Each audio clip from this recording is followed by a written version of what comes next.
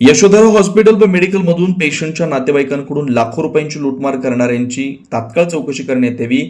RB दयावान संस्थेचं उपोषण. यशोधरा हॉस्पिटलमधील असलेले मेडिकलमधील मेडिसिन बाहेर मेडिकलपेक्षा डबल भावानं मेडिसिन हा हॉस्पिटलमधूनच घेतले पाहिजेत अशी सक्ती हॉस्पिटलची आहे. याची चौकशी करण्यात यावी.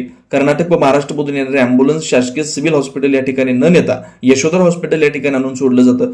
सर्व अँब्युलन्स चौकशी झाली पाहिजे. महात्मा ज्योतिबा फुले जनआरोग्य योजना, बांधकाम कार्ड व ई श्रम कार्ड विविध योजनेअंतर्गत पेशंटच्या नातेवाईकांकडून पैसे उकळले जातात. शासनाची फसवणूक करून त्याच पेशंटच्या योजनेअंतर्गत मान्यता घेऊन लाखो रुपये शासनाकडून उकळले जातात. हे तात्काळ थांबवण्यात यावं. सन 2017 पासून महापालिका मेडिकल कॅशलेस व विविध योजनांतर्गत उपचार घेतलेल्या सर्व रुग्णांचे आजार व ऑपरेशन आणि शासनाकडून घेण्यात आलेली मंजुरी लाखो रुपये हॉस्पिटल कडून उकळले जातात. याची तात्काळ चौकशी झाली पाहिजे.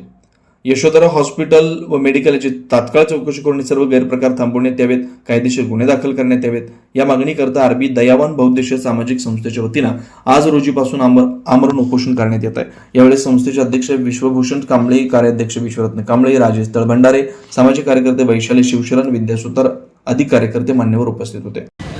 आज रोजी आम्ही पूनमगेट या ठिकाणी आमरण उपोषणाला बसलेलं आहे. ते एकमेव कारण यशोधरा हॉस्पिटलमध्ये पेशंटच्या नातेवाईकांकडून लाखो रुपयाचा लूटमार करणारे अधिकारी डॉक्टर यांच्यावर कारवाई करण्यात यावी.